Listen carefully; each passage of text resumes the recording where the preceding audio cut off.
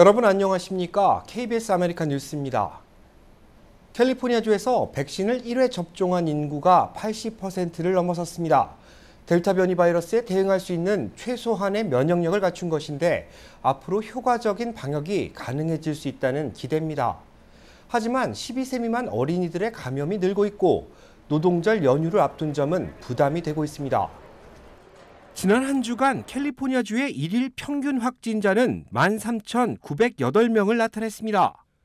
코로나19 검사 양성 판정률은 4.6%를 기록했는데 이는 2주 전인 5.8%에 비해 소폭 하락한 수치입니다.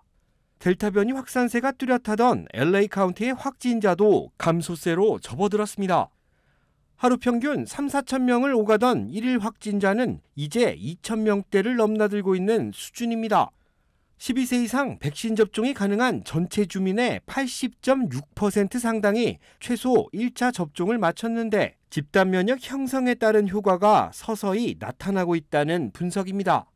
1차 접종을 마친 사람들은 늘어난 반면 백신 접종이 불가능한 5살부터 11살 사이 어린이들의 확진율은 오히려 높아지고 있는 추세입니다.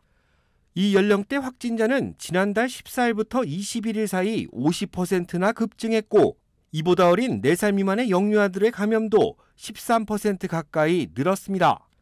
어린이들을 위한 백신이 상용화되지 않은 상태에서 무리한 대면 수업이 이뤄진 게 아니냐는 지적이 나오고 있는 이유입니다.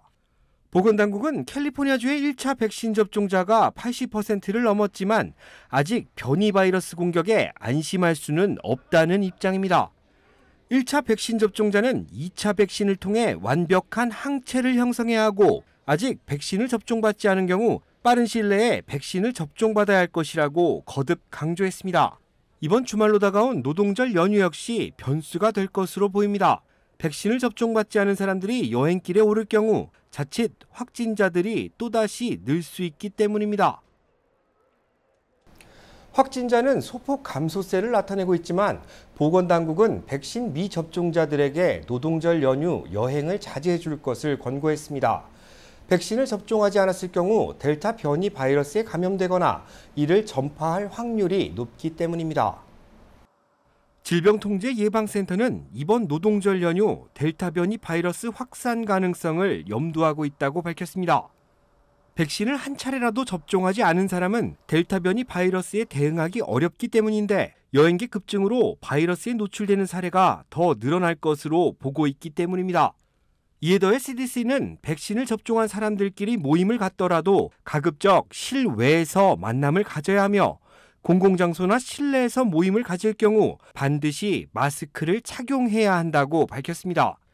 CDC 집계에 따르면 전체 인구 중 백신 접종을 완료한 비율은 아직 52.4%에 지나지 않습니다. 백신 접종 자격이 있는 12세 이상 인구로 범위를 좁히면 절반 이상인 61.4%가 백신 접종을 완료했습니다.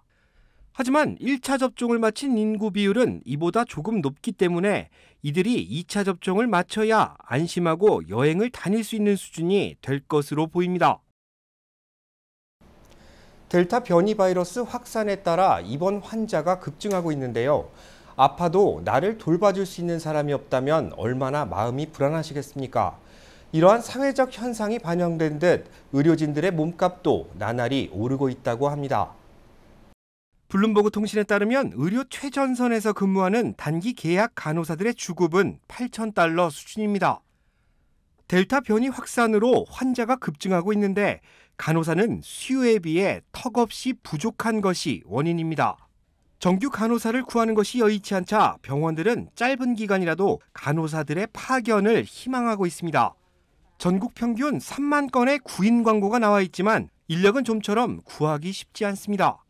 파견 간호사들은 특정 병원에 속하지 않기 때문에 공식적으로는 비정규직으로 분류됩니다.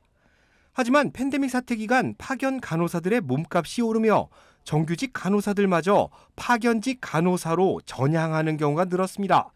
파견 간호사의 임금이 정규직 간호사보다 최소 2배 이상 높게 책정되기 때문입니다. 국립보건원은 국내에 부족한 간호 인력은 약 100만 명에 달할 것으로 추정하고 있습니다. 새 임기가 시작된 민주평화통일자문회의가 첫걸음부터 삐걱대고 있습니다.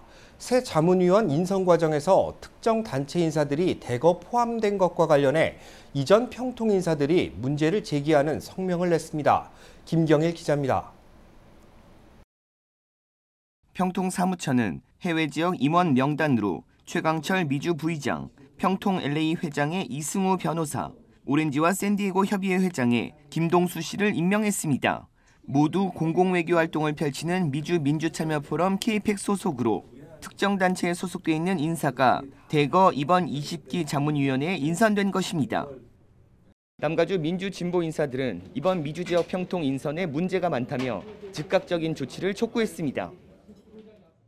이내훈 남가주 민주진보인사 협의회 회장은 현 20기 임원이지만 LA를 비롯해 뉴욕과 워싱턴 DC 등 여러 지역에서 비난과 원성이 터져나오고 있어 20기 평통 인선을 즉각 철회하라는 성명서를 발표했습니다. 사조직 KPEC 대표 최광철의 사람들이 미주 지역 곳곳의 회장으로 임명, 장악하는 쾌거를 이루어냈다. 이는 명백히 공정과 정의를 외면한 평통농단이 저질러진 것이다. 남가주 민주진보 인사들은 사진 한 장을 공개했습니다. 평통 부의장, LA, 오렌지와 샌디에이고, 샌프란시스코, 휴스턴, 워싱턴 DC, 보스턴, 뉴욕, 브라질 등 8개 협의회장과 운영위원 1명, 상임위원 3명이 KPEC 관계자라고 적혀 있습니다. 미주 지역 평통협의회는 미국과 캐나다, 남미로 20명의 협의회장이 있지만 이 중 8명이 KPEC 인사로 채워진 것입니다. 남가주 민주진보 인사들은 KPEC 내에서도 이 같은 문제를 지적하고 있다는 제보를 받았다고 밝혔습니다. 지금 이렇게 인선이 난 상태에서 최광철님에게는 영광일 수 있지만 미주 한인 동포들의 공공 외교에는 재앙이 될 수 있습니다. KPEC에 있는 사람이 쓴 거예요. 본인이 희망을 한 것이 아니라면 사양을 했으면 좋겠습니다. 본인이 희망했던 것이면 민간 외교의 대표직을 사임하시는 것이 좋겠습니다. 정부의 평화통일 정책을 이행하는 민주평통에서 인선 문제를 둘러싸고 문제가 제기된 것은 매우 이례적입니다. 실제로 성명을 발표한 대다수의 인사들이 평통 자문위원을 역임했고 이 중 상당수는 정부 정책을 지지하는 진보 성향 인사들도 있습니다. 44명으로 구성된 남가주 민주진보 인사들은 잘못된 인선을 바로잡기 위해 평통 사무처와 청와대, 민주당의 이의를 제기하고 받아들여지지 않는다면 한국 정부와 관련된 모든 지원 활동을 중단하겠다고 밝혔습니다. 또한 다음 기자회견에서 발표하지 않은 여러 문제점을 공론화시키겠다고 밝혀 20기 평통 인선을 둘러싼 진통은 당분간 지속될 전망입니다. 한편 취재팀은 최강철 부의장에게 여러 차례 연락했지만 전화를 받지 않았습니다. KBS 뉴스 김경일입니다. 어젯밤 허리케인 아이다의 기습 폭우가 쏟아지면서 뉴욕시 일대가 물바다로 변했습니다. 대중교통 운행이 중단되고 주택 침수로 최소 18명이 사망했습니다. 보도에 제유산 뉴욕 KBTV 이창원 기자입니다. 이을 뉴욕타임스에 따르면 수요일 밤 맨하튼 센트럴파크에서는 시간당 3.1인치의 폭우가 쏟아져 사상 최고의 강우량을 기록했습니다. 이는 지난주 열대성 폭풍 헨리가 닥쳤을 때 최고 기록인 1.94인치를 깨트리는 폭우였습니다. 이에 따라 국립기상청은 사상 처음으로 뉴욕시의 돌발 홍수 비상사태를 선포했습니다. 경찰에 따르면 기습적인 폭우와 홍수로 주택과 도로가 물에 잠기고 파손되면서 뉴욕, 뉴저지에서 최소 24명이 건물 붕괴 사고 등으로 사망했습니다. 뉴욕시의 사망자 중에는 2살짜리 유아도 있었습니다. 퀸스, 저메이커에서는 주택 건물이 무너져 45세 여성과 그녀의 22세 아들이 숨졌습니다. 밤이 깊어지면서 뉴욕시 지하철 터널까지 물바다가 됐습니다. 물폭탄은 달리는 열차 지붕까지 덮쳤습니다. 이에 따라 18개 이상의 지하철 노선에서 열차 운행 서비스가 중단됐습니다. 뉴욕시와 롱아일랜드를 연결하는 495번 고속도로 등 뉴욕 뉴저지 지역 고속도로도 강으로 변했습니다. 고속도로 일부 구간에서는 물에 잠긴 차량들이 둥둥 떠 다니기도 했습니다. 곳곳에서 정전 사태가 발생, 목요일 아침까지 펜실베니아 지역 10만 가구, 뉴저지 6만 3천 가구, 뉴욕 5만 가구의 전기 공급이 끊겨 주민들이 암흑 속에서 밤을 지새웠습니다. 캐티 호쿠 주지사는 오늘 오전 홍수 피해 지역을 시찰하면서 허리케인이 급습한 1시간 동안 역사상 가장 많은 비가 쏟아졌는데 관계자들은 이를 미리 예측하고 대비했어야 했다며 미래의 폭우로부터 거리와 지하철 시스템을 보호하기 위해 기반 시설 확충, 관리 투자를 확대할 계획이라고 밝혔습니다. KBTV 뉴스 이창원입니다. LA시가 거리 정화 차원에서 길거리 노숙 금지를 강화하고 있는 가운데 법원에서 이와는 상반된 판결이 나왔습니다. 자세한 소식 윤범수 기자가 보도합니다. 노숙자들의 개인 소유물을 압수하거나 폐기하는 행위는 불법이다. 연방 제9순회 항소법원이 오늘 LA시를 상대로 내린 판결의 핵심 내용입니다. 노숙자 텐트를 철거하는 과정에서 물건을 압수한 뒤 폐기하는 것이 연방수정헌법 4조에 위배된다는 것입니다. 수정헌법 4조는 정부에 의한 부당한 수색 체포 압수에 대해 신체와 가택, 서류와 재산의 안전을 보장받는 국민의 권리가 침해될 수 없다는 것을 기본 골자로 하고 있습니다. 과연 어디까지 소유물을 인정해야 하는 것일까? 법원은 이에 대해서도 구체적으로 열거했습니다. 매트리스와 텐트, 물건이 수북하게 쌓여있는 쇼핑카트, 나무 팔레트와 쿠션은 물론 반려동물을 위한 상자까지도 개인 소유물로 인정했습니다. 대부분 길거리 환경 미화에 악영향을 미치는 것들인데 법원은 이 물건들이 공공장소에 놓여있다 해도 버려진 것이 아니라면 어디까지나 개인 소유물이라고 해석했습니다. 항소법원의 이번 판결은 앞서 지난 4월 연방지법에서 내린 판결을 재확인한 것입니다. 하지만 의견은 찬성 2명 대 반대 1명으로 엇갈렸습니다. 반대 의견을 낸 마크 베넷 판사는 소수 의견을 통해 이미 LA시가 부분적으로 개인 소유물 압수 폐기에 대한 원칙을 정해놓았고 이는 수정헌법 위반으로 보기보다는 시 자체 조례를 통해 수정 보완해야 할 부분이라고 밝혔습니다. 이번 소송 판결은 앞서 2016년 LA시가 노숙자들의 개인 소유물을 60갤론 사이즈 쓰레기통 크기로 제한한 조례안에 대한 것으로 올해 LA시의회가 통과시킨 길거리 노숙금지 조례안과는 별도의 것입니다. 하지만 결국 노숙자들로 인한 슬럼화를 막기 위해서는 개인 소유물에 대한 압수 철거가 불가피한 만큼 LA시 입장에서는 상당한 부담을 안을 수밖에 없게 됐습니다. 어제 진행된 파워볼 복권 추첨에서 또다시 1등 당첨자가 나오지 않았습니다. 1등 당첨금은 이제 3억 6,700만 달러를 돌파했습니다. 캘리포니아주 복권국은 어제 진행된 파워볼 추첨에서 1등 당첨자가 나오지 않았다고 밝혔습니다. 파워볼 추첨에서는 3개월 동안 1등 당첨자가 나오지 않고 있는데 다음 추첨은 오는 토요일 저녁 진행됩니다.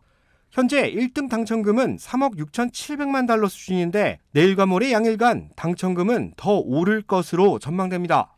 파워볼 복권은 일반 숫자 5개와 파워볼 숫자 1개를 조합해 1등을 가리는데 6자리 번호를 맞출 확률은 2억 9,300만 분의 1입니다. 한편 파워볼과 어깨를 나란히 하고 있는 메가밀리언 복권의 당첨자도 나오지 않았습니다. 메가밀리언 당첨금 역시 파워볼에 준하는 3억 2,300만 달러에 달해 당분간 복권 구매 열기는 지속될 것이라는 전망입니다. 세계 최대 소프트웨어 업체인 마이크로소프트가 다음 달 새로운 운영체제 윈도우 11을 출시합니다. 윈도우 10 사용자들에게는 무료 업그레이드도 제공됩니다.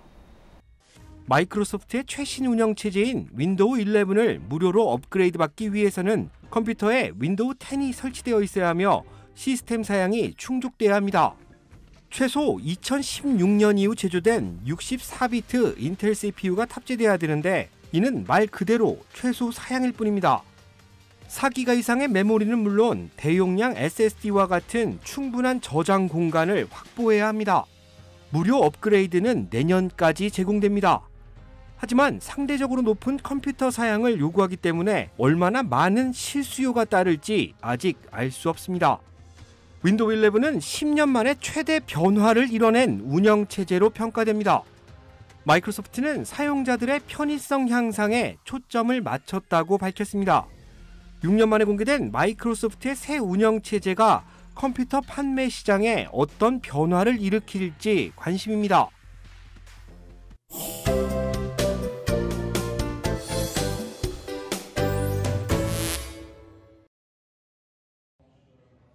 75세의 조앤 맥도날드 할머니는 140만 명의 팔로워를 지닌 대형 소셜 인플루언서입니다. 71세 때까지만 해도 과체중을 비롯해 콜레스테롤, 혈압 상승 등 건강은 엉망이었습니다. 하지만 체육관에 가서 운동을 배우고 스마트폰의 도움으로 식단을 조절하며 건강을 되찾았습니다. 그리고 SNS를 통해 유명 인사가 된 지금은 건강과 피트니스에 관련된 앱을 출시하고 건강 보조제를 판매하는 업체와 스폰서십도 계약했습니다. Enjoy your life, like every day. If you could just be grateful that you've had the opportunity to change and be the best that you can be. With that one basic white shirt. 올해로 74세를 맞은 캔디스 시마 할머니는 유튜브를 통해 촬영과 편집을 독학했습니다. 2019년 패션과 스타일을 주제로 유튜브 시장에 뛰어들었고 현재는 3만 8천 명의 구독자를 보유하고 있습니다. 가끔씩 남편이 사진을 찍어주며 캔디스 할머니의 업로드를 도와준다고 합니다. I thought, I wonder if I put a post up and tried this, if anybody would read it or respond. And so I put a post up under my middle name because I didn't want to embarrass my children or my grandchildren. And I don't know, people started following me and it gave me a chance to express the ideas that I've always had about the way our society looks at aging. Slid into someone's DMs.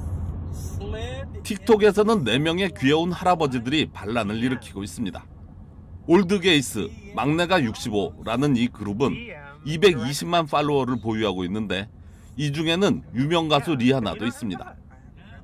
이름 그대로 막내가 65세, 큰형님은 78세입니다. I can't believe what's going on, and it's surreal to me. 젊은이들의 공간이라고 여겨졌던 온라인 시장에 뛰어든 브랜드 인플루언서들의 활약은 도전을 두려워하는 기성세대의 도전장을 내밀며 오늘도 종횡무진 활약하고 있습니다.